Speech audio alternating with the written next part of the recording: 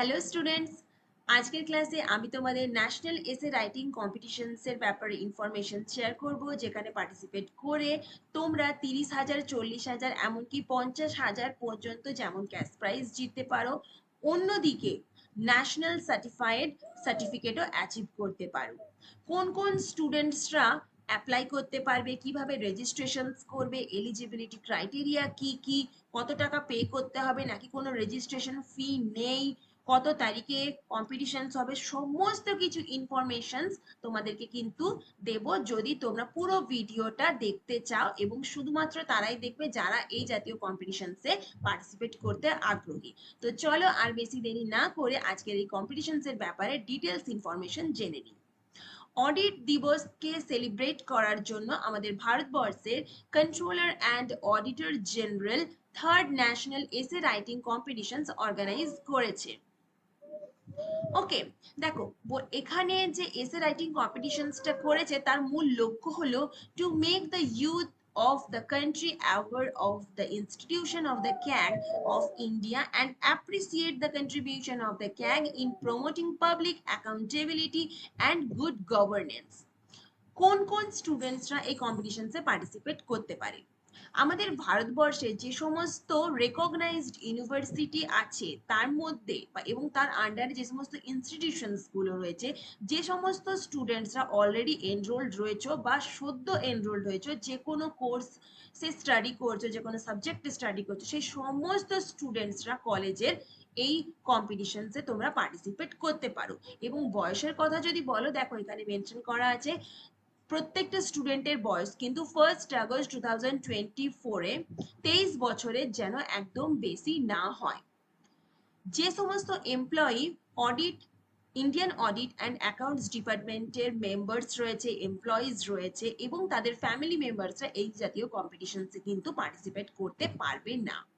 Clear হয়ে গেছে তাহলে কারা কারা পারবে এই কম্পিটিশনসে পার্টিসিপেট করতে?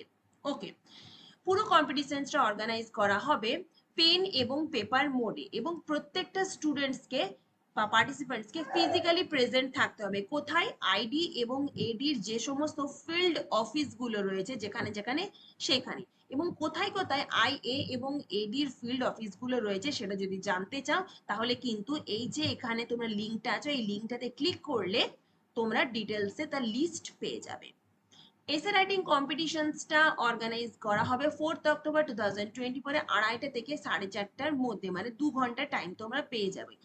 ইন হিন্দি এবং হিন্দি অর ইংলিশ, এই দুটো ল্যাঙ্গুয়েজের মধ্যে যে কোনো একটা ল্যাঙ্গুয়েজ চুজ করে পুরো এসে রাইটিং কম্পিটিশনটা যে কোনো একটা ল্যাঙ্গুয়েজে লিখবে।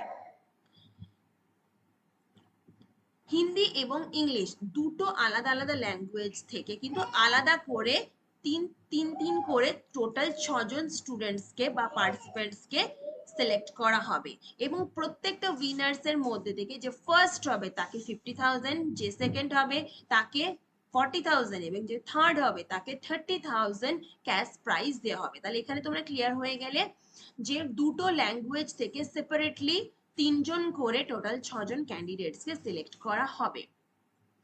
যে সমস্ত পার্টিসিপেন্টসরা এই কম্পিটিশনসে পার্টিসিপেট করতে চাও তাদের একটা অ্যাপ্লিকেশন ফর্ম ফিল আপ করতে হবে এবং অনলাইন পোর্টালস এর মাধ্যমে, এবং যেটা তোমরা পেয়ে যাবে এই যে দেখো তোমাদেরকে স্ক্রিনে দেখতে পাচ্ছ এই যে ওয়েবসাইটটা লিংক দেওয়া আছে, এই লিংকে যদি ক্লিক করো তাহলে কিন্তু তোমরা পেয়ে যাবে পুরো ডিটেলস। এই পিডিএফটা আমি তোমাদের ডেসক্রিপশন বক্সে দিয়ে দেবো আর এই দুটো লিংক শেয়ার করে দেবো। পিডিএফটা থেকে লিংকটা তোমরা ওখান থেকে লিখে পর তারপরে গুগলের যে ইউআরএল আছে সেখানে তোমরা কপি পেস্ট করবে বা একবার টাইপ করে নেবে এবং এই অনলাইন সাইটে গিয়ে অ্যাপ্লিকেশন ফর্মটা তোমরা as early as possible fill up করে নাও। প্রত্যেকটা পার্টিসিপেন্টস তাদের নিজস্ব জায়গা এবং স্টেশন এবং তাদের নিয়ারেস্ট প্লেস অনুযায়ী স্টেশনগুলো চুজ করতে পারবে যে কোন জায়গায় তারা এক্সামটা দিতে চায়। অবশ্যই কিন্তু ফার্স্ট কাম ফার্স্ট সার্ভিস বেসিসে কিন্তু পার্টিসিপেন্টসদেরকে স্টেশনটা সিলেক্ট করা হবে। যখনই একটা মানে নিয়ারেস্ট স্টেশনে স্টুডেন্টস অ্যালোটেড কমপ্লিট হয়ে যাবে তখন কিন্তু সে তার নিয়ারেস্ট স্টেশনে আর এনরোল করতে পারবে না, তার থেকে কিন্তু একটু দূরের স্টেশনে করতে পারবে। সুতরাং যে সমস্ত পার্টিসিপেন্টস আগ্রহী করবেই বলে তাদেরকে অ্যাজ আর্লি অ্যাজ পসিবল বলবো অ্যাপ্লিকেশন ফর্মটা ফিল আপ করে নাও এই ওয়েবসাইটে বা এই লিঙ্কে ক্লিক করে। রেজিস্টার বা অ্যাপ্লিকেশন ফর্ম ফিল আপ করার পর রেজিস্টার্ড পার্টিসিপেন্টসকে অর্গানাইজেশনের তরফ থেকে কোন সেন্টারে অ্যালোটেড করা হলো সেটা কিন্তু ইমেলের দ্বারা জানানো হয়ে যাবে। কোনো রকম কোনো ফি লাগবে না প্রত্যেকটা পার্টিসিপেন্টসকে রেজিস্ট্রেশন বা অ্যাপ্লিকেশন ফর্ম ফিল আপ করার জন্য। সম্পূর্ণ ফ্রিতে তোমরা এই কম্পিটিশনসে পার্টিসিপেট করে ক্যাশ প্রাইজ এবং ওর সাথে ন্যাশনাল অর্গানাইজড থাকাকালীন একটা সার্টিফিকেট অ্যাচিভ করতে পারবে। তবে হ্যাঁ, প্রত্যেকটা পার্টিসিপেন্টস যেদিন কম্পিটিশনসে পার্টিসিপেট করতে আসবে তাদেরকে কিন্তু মিনিমাম 1 ঘন্টা আগে স্টেশনে প্রেজেন্ট থেকে ডকুমেন্টস নিয়ে আসতে হবে। যে সমস্ত ডকুমেন্টস আমি একটু পরে ডিসকাস করে দিচ্ছি, সেগুলোর ভেরিফিকেশন, অ্যাটেন্ডেন্স এবং সিটিং অ্যালটমেন্টের জন্য। এরপর দেখো বলে দেওয়া হচ্ছে কোন রকম কিন্তু এসের যে টপিক সেটা তোমাদেরকে ইনফর্ম করা হচ্ছে না। অন দ্য স্পট যখনই এসে রাইটিং কম্পিটিশন স্টার্ট হবে আইএ এবং এডি ফিল্ড অফিসে ঠিক তৎক্ষণাৎ অন দ্য স্পট এই কম্পিটিশন স্টার্ট হওয়ার সাথে সাথে তোমাদের কিন্তু টপিক জানানো হবে এবং অন দ্যাট মোমেন্ট তোমাদেরকে কিন্তু ইংলিশ অথবা বেঙ্গলি ইংলিশ আর হিন্দি ল্যাঙ্গুয়েজে যে কোনো একটা ল্যাঙ্গুয়েজে তোমাদেরকে এসে রাইটিংটা লিখতে হবে। যে এসে রাইটিংটা তোমরা কম্পিটিশনের জন্য লিখবে সেটা যেন ১,৫০০ ওয়ার্ডস এর মধ্যেই হয়, তার থেকে যেন এক্সিড না করে। আর প্রত্যেকটা পার্টিসিপেন্টস কে যে এসে রাইটিং এর যে সেন্ট্রাল আইডিয়া মানে যে টপিকটা তোমাদেরকে দেওয়া হবে অন দ্য স্পট তার যে সেন্ট্রাল আইডিয়া এবং ক্যাপচারিং দ্য এসেন্স এই দুটোর উপর বেস করে একটা ছোট সামারি লিখতে হবে যেটা কিনা 150 ওয়ার্ডস এর মধ্যে হবে। ওকে, it may be located at the beginning or end of the main body of the essay. এরপর দেখো তোমাদেরকে বলে দেওয়া হয়েছে যে অনলাইন রেজিস্ট্রেশন অলরেডি ওপেন হয়ে গেছে 14 সেপ্টেম্বর 2024 থেকে এবং অ্যাপ্লিকেশন করার লাস্ট ডেট হচ্ছে 3 অক্টোবর 2024। তার মানে এক্সাম শুরু হওয়ার একদিন আগে 4 অক্টোবর এক্সাম হবে এবং 3 অক্টোবর তোমাদের কিন্তু registration last date. On-site registration will also be allowed for walk-in participants on first come first serve basis on the day of the competition till 2 hours before the scheduled starting time of the competition subject to capacity constraints। তার মানে এটা তোমরা বুঝতে পেরে গেছো। এরপর দেখি যে যে সমস্ত পার্টিসিপেন্টস আগের থেকে অনলাইনে অ্যাপ্লিকেশনস করতে চাইছো তাদের জন্য কি কি ডকুমেন্টস তোমরা আগের থেকে প্রিপেয়ার করে রাখবে। Passport recent colour passport size একটা ফটোগ্রাফ রাখবে যেটা স্ক্যান করা এবং জেপিজি বা জেপিইজি ফরম্যাটে এবং সেটাকে অবশ্যই কিন্তু এই নামে সেভ করবে, একটা হাইফেন ফটো এবং 1 এবং তার পাশে কিন্তু একটা ইনভার্টেড কমার মধ্যে আছে, এইভাবে কিন্তু সেটা কিন্তু সেভ করবে। নাম্বার 2 হচ্ছে ইউনিভার্সিটি বা এডুকেশনাল ইনস্টিটিউশনে যে ইউনিভার্সিটি বা এডুকেশনাল ইনস্টিটিউশনে এনরোল বা স্টাডি করছো তার একটা প্রুফ হিসেবে স্টুডেন্টস আইডি লাগবে এবং সেটাকে এই নামে সেভ করবে। নাম্বার 3 তে তোমাদের লাগবে হচ্ছে ডেট অফ বার্থের প্রুফ হিসেবে বার্থ সার্টিফিকেট, ক্লাস 10 এর অ্যাডমিট অথবা মার্কশিট অথবা ইকুইভ্যালেন্ট কিছু একটা যেটা কিনা তোমার বার্থ সার্টিফিকেট বা ডেট অফ বার্থকে প্রুফ করবে তার স্ক্যান কপি এবং সেটাকে এই নামে সেভ করবে। আর অরিজিনাল ফটো আইডি যেটা কিনা তোমার কলেজ বা ইউনিভার্সিটিতে তুমি প্রত্যেকদিন যাচ্ছ সেখান থেকে যেটা তোমার প্রোভাইড করা হয়েছে সেটা কিন্তু ভেরিফিকেশনস এর জন্য তোমাদের লাগছে এবং সেটাকে প্যারা 11 এই নামে কিন্তু তোমরা sorry participants registering on the working basis should carry copies of all the documents mentioned in para 11. Okay, এর মধ্যে এই 4টে ডকুমেন্টস এর মধ্যে যদি কোনো একটা ডকুমেন্টস তোমাদের মিস হয় তাহলে কিন্তু তোমাদের ইনঅথেন্টিক ডকুমেন্টস বলে ডিসকোয়ালিফাইড করা হয়ে থাকবে। বোঝা গিয়েছে?